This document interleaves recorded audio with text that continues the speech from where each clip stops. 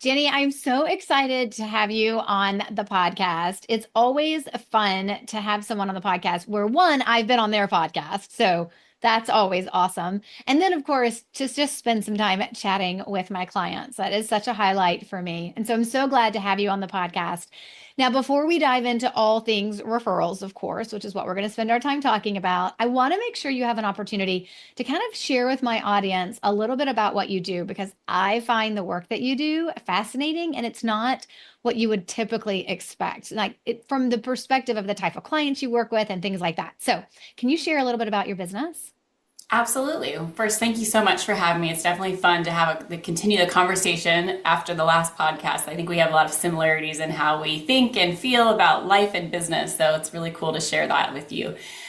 So Haven Creative is a brand communications company. I kind of live by the motto that all problems in business stem from communication, something not said or misunderstood. So we work with automotive aftermarket brands primarily to help them streamline their communication from the inside out. So employee newsletters and strategic storytelling and sales playbooks to then the PR and advertising so they can reach their business goals, but ultimately to build community and enthusiasts around their brands. I think that's so awesome because, I'm a big believer in communication can solve all things as well. I think it's why my master's degree was in communication. And I specifically remember, I know we didn't talk about this before, but I specifically remember when I onboarded you into BRB, building a referable business coaching program. I remember you laughing at one point and you're like, you've said that a couple of times. You must have a reason for that, of your reason to like restate certain things about how the program works. And I was like, yes, because all things need to be said, typically more than once, because adults are usually, I mean, and teens, but adults are running in a million different directions. And half the time we're not listening, even when we say we are. So I Yes, agree with you. actually, I will say I absolutely love your training modules and can tell as a communication professional myself how intentional you are in the way you deliver the modules and that repeat it. What is the saying is that you have to tell people 7 times. Well, I think you're doing it 7 times 7, but it makes it easier to digest and easier to take action on, and also keeping it top of mind, right? So I can think of what Stacey told me was this, like it's already just kind of drilled into my brain. Yes. Well, I think it's really important because we stuff a lot of information into our brains and then we expect ourselves to remember a lot. So I think that it's just very, very necessary. Okay, cool. Well, let's dive in then. So I always want to start with having business owners that are listening to this podcast. I want them to kind of get the idea of why another business owner would talk about referrals and would focus on referrals and would join a program to learn more about referrals. So why are referrals so important to your business? Yeah, and you might say you're in a branding and communications company. Don't you know how to get your own business? You're a marketer, right? It's different. B2B relationships are about relationships. That's how you get sales. And sometimes we think of these in marketing, these are transactional, this lead gen. It's more of a commoditized, I don't know, fast, quick turn. And I'm not selling a product or a widget, I'm selling services. So the relationship is so important to me. And when I dove into the strategy of how we get business at Haven, the number one way was through referrals. Yet I had never intentionally focused on building out a referral program. So your brand being referrals, being the maven of referrals, it was a no-brainer for me to reach out to you and say, okay, help me, teach me the secret sauce to building out an intentional program to get more referrals. So that's really why I started with it. And after working with hundreds of brands over the last 15 years, I will tell you that word of mouth and referrals is the number one way that most of our B2B clients get business. So why not focus on a program that does that? I know, and yet there are thousands of other ways, the bright, shiny objects, the should do's, the coulda do's of how you can generate business that are out there vying for people's attention. And people are spending so much money So on much. them. So much money. And mostly, and I'm talking about those digital marketing strategies, but not all. Some of them are offline marketing strategies. And there are a lot that are out there that are competing for our attention and our dollars in terms of how we should be, spending our money from that perspective to bring in clients. I always tell folks referrals shouldn't be the only thing you're focused on. But I'm selfish And so for me and my clients, I want it to be the biggest piece of the pie, but I certainly understand that there are typically more than one way, right, that you're going to bring in clients. But Mhm. not having that referral strategy when, as to your point, most of the business is going to happen that way, particularly when you're in B2B. It's just crazy to not have that foundation in place and to have that information like working within your business. So, Yes, no, I'm glad you said that because I do look at it as an ecosystem. It's a multi-touch point approach. So you do need to have all the parts because, especially coming from branding, you realize that someone sees you on a magazine listing, on a podcast, then they go to your website, and then, all those little things become part of that funnel that leads them to you. But what I love about your process is it humanizes it. And I think that's something we're missing in the digital landscape of today and the AI and the tools that are coming out is stepping back and realizing that most of us are missing that human centric connection, that approach. And I like that it pulls in a personality, a feeling, a handwritten component. It makes you stand out in this world of just like high, fast paced content coming at you constantly. It breaks through the noise. yeah, that's such a good way to kind of when you encapsulate it in that way, right? I mean, it's like old school, but like not like old school, like uncool, but like in a way that Yeah. it's like going back to the basics of business and relationships. I mean, and that's one of the reasons why, and I know you guys know this going through the program, is that I'm such a big believer in protecting your relationships above all else, like not doing things to exploit them, not doing things to take advantage, not doing things to try to leverage what you can out of something, but really understanding that you can care about people and still ultimately get what you're hoping to receive as well. If you're willing to put the relationship first and willing to put in the work and willing to be like show up authentically and in a genuine way. And I think a lot of people think that that's not a part of the equation. And it's like the main part of the equation for it Yeah. working. I think that some people think of it as a salesy thing, and I think that that gives me the ick, thinking I'm like, I'm going to do this just to get a lead or and if you approach it that way and then you're not authentic, I think it does read off that way. And so what I do like about the approach is the authenticity behind it. And you mentioned the handwritten, and I joked with you, I think a few weeks ago, how I hand wrote 25 cards, and I was like, wow, I haven't hand wrote that much. I'm like, my hand's hurting. But I've gotten such great positive feedback from the people that have received my handwritten notes, and there's a difference in that. There totally is. I mean, it's like so simple, right? It's like back to the basics. It's like, I sometimes when I have conversations with people, they're like, exactly how do we do this? And I'm like, it'll be easier than you think. Like, you don't have to be overcomplicated with it. All right. Yeah. So I know that you have had a number of ahas in kind of working with us and having Kelsey from your team work with us as well inside the coaching program. But if you had to boil it down to, and this could be a minor one or a major one, but if you had to kind of like boil it down to like one or two things that you feel like are the biggest shifts in terms of, or that aha moment or that light bulb moment that kind of gone off in your head when it comes to referrals after joining BRB, what would you say that is? Sure. Actually, I have a couple of aha moments. The first one that came to mind is when you mentioned Kelsey. So when you first onboarded me, I'm super excited, so enthusiastic. I'm going to blow through these modules. I'm going to be your referral champion. And a month or two in, I started to stress because I was falling behind. And I really felt this weight of like, oh my gosh, I'm failing. I'm investing in this. And what am I doing? Because I have to also run the business. And it did feel like a lot at first. And then I pulled in my executive assistant, who is really also my sales assistant and all things to help me get things done, and pulled her into the program with me. And we really arm in arm went through it together. And so she helped me build out, we'd have meetings about our touch point plans, and she'd help me actually, type it out for me. So it took some of that administrative lift off of me, but also made sure it happened. So when we were ready to design our thank you cards, she's helping design them and get them ordered. So then they're shipped to my house. Just little things that took off my plate that released the amount of stress I was having initially. But then taking it a step further, my next aha moment.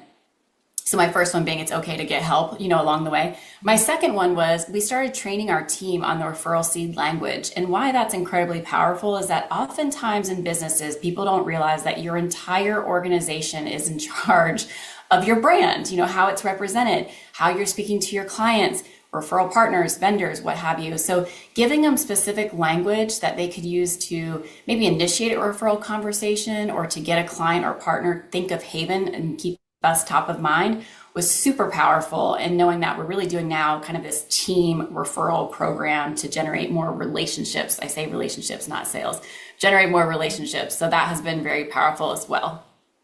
No, that's awesome. And I think that, so there's definitely there's a lot of people listening to this episode and they're like, that's my big fear that I'll invest in something and then I won't go through it, right? I mean, that's all of our fears for anything that we do. And it's a commitment, right? And sometimes people have to get help to help them get through things. And there's nothing wrong with that. And then we probably have a number of solopreneurs who are listening and they're like, but I don't have a Kelsey in my life. I don't Okay, have fair. somebody, right, that I could pull in. Like I'm thinking about one of the guys in the program right now that it's just him and his business. And so, when he comes to me and he's like, okay, this is a little bit, I'm trying to figure out the logistical lift of this. I'm like, hey, here's the things that I did before I had my assistant Kathy helping me do things. And he was like, oh my God, that's amazing. So like it doesn't necessarily have to be that yes, you have to go through the trainings, no matter how Yes, you're going to do that. That you has to do. happen. You Hmm. can't like bypass that. The information just cannot be like downloaded into your brainstem. Like that's not how it works. You have to actually go through and watch the Yeah. information. But outside of that, the ability to get help, I think is one of the smartest things as business owners we do. And in his case, right? I mean, we didn't look outside his family for the help that he needed. Like he just happened to have what he needed that could help him do some things that he was getting stuck on. And I was like, here's how that could look. And I gave him a couple options. He was like, oh my gosh, this is great. So, I think for anybody that's listening, that's like, that's their holdup is that I'm going to have to take some time and I'm going to have to go through some things and learn some things and train some people. Yes, that is the answer, that you're going to have to Yes. do that. And you're going to have to decide that it's worth it for you. And for you, you knew instantly how to get yourself over the hump. You're like, wait a minute, I got somebody I can bring on board that can help me do this. And it makes life easier. So I Yeah, so commend I you. have a tip on that too, is setting aside time and being realistic on the runway. I think that I was so gung-ho trying to think I was going to get it up and running in the first 90 days and perhaps the realistic expectations of not trying to rush through it, but going, okay, I'm going to, eat the elephant one bite at a time, if you will. But I didn't have to go through every single module in 2 weeks. I could carve out an hour each week. And then eventually I carved out a half hour each day to really focus on my BRB tasks. So that helped me just think about one small thing each day I could do to get to that. Another point I wanted to make is we talk about the value of our time. And when you are a solopreneur, I think at first we're thinking we have to do everything. But if we look at investing in referrals as a very high valued item and putting aside getting help on the things that maybe aren't as high value, like maybe it is booking the restaurant or taking the dry cleaning, or where are you putting your focus on things that maybe aren't as high value, that could be what's offboarded so that you can focus on your BRB to scale your business. Yeah, it's all about what you're willing to commit to. I mean, that is ultimately whatever you're willing to commit to, usually you're willing to put time and energy behind. And that has to be, it's what I tell folks all the time. They're like, I want to join the program. I'm like, but you're trying to launch a new website and bring on 3 new staff members. Why don't you just wait and then join the program? It'll still be there. Like you don't have to join today. Because you're right, because it is a commitment to kind of go through it. And it's interesting. People ask me all the time. They're like, for those clients of yours, Stacey, where I see the results and they like hit their goal in their first 90 days. They're like, did they get it all done in the program? I'm like, no, usually their ability to hit their goal in the first 90 days is not because they went through all of the training modules of all of the trainings that are available. It's because they needed one or two of them. And when they put Mm-hmm. them in place, then they started to see really fast results. And that's all based on where they're starting from. And everyone Yep. starts from a different place. So, okay. So let's talk about kind of before we talk about the results, because I know people want to talk numbers. They always want to like hear the things that have happened and all the good stuff, right? But before we get there, I want to do a little like think into the future first before we talk about what the results have been for you over your first year.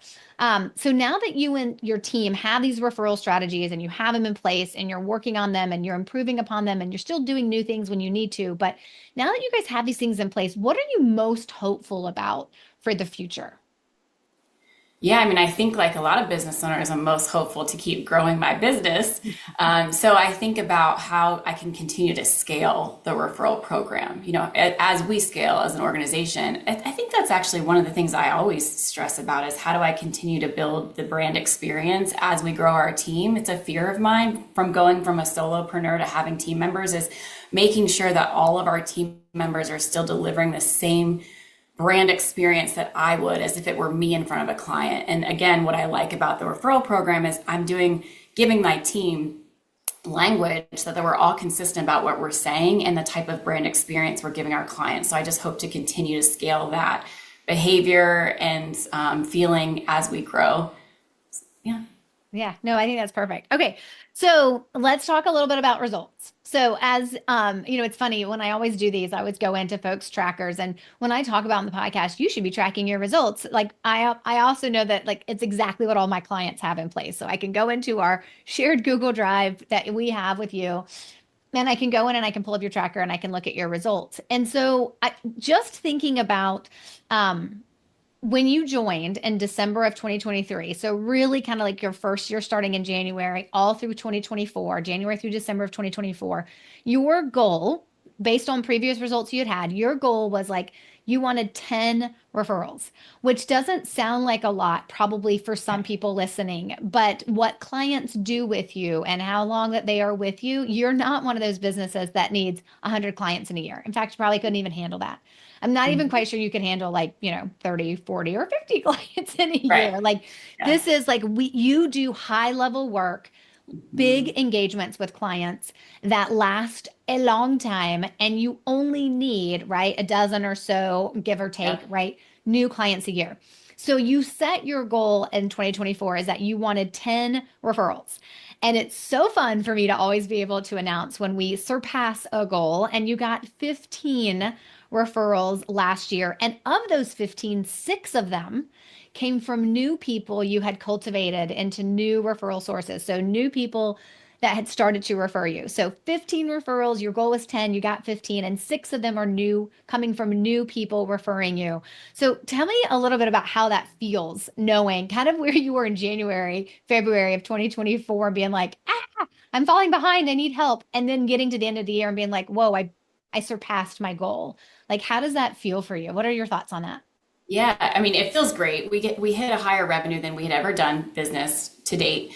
But going backwards, I think when you talk about your tracker, it's so important for business owners to if you can measure it, you can improve it, but to track it, not just to have a goal set, but to look back like you're doing. I can tell you in the 15 years of running Haven or so, I really was terrible about looking back and celebrating wins. So I absolutely love, and even when you just told me that, I was like, oh, we did? I didn't even realize that. It's because I knew I have a goal, but I have my next goal, right? So I'm constantly looking for the next, the next. I mean, obviously I felt it in my revenue. I knew referrals are working. People are telling me word of mouth it's working. But I love now hearing it going, oh, that's awesome. Look back and celebrate how far you've come. So important. So yes, it feels really great. And it felt even better when you just said it because that was kind of a fun surprise. Yeah, that is awesome. It reminds me of that book by Ben Hardy and okay, I'm drawing a blank, but The Gap and the Gain. What's the guy who started I Strategic haven't. Coach?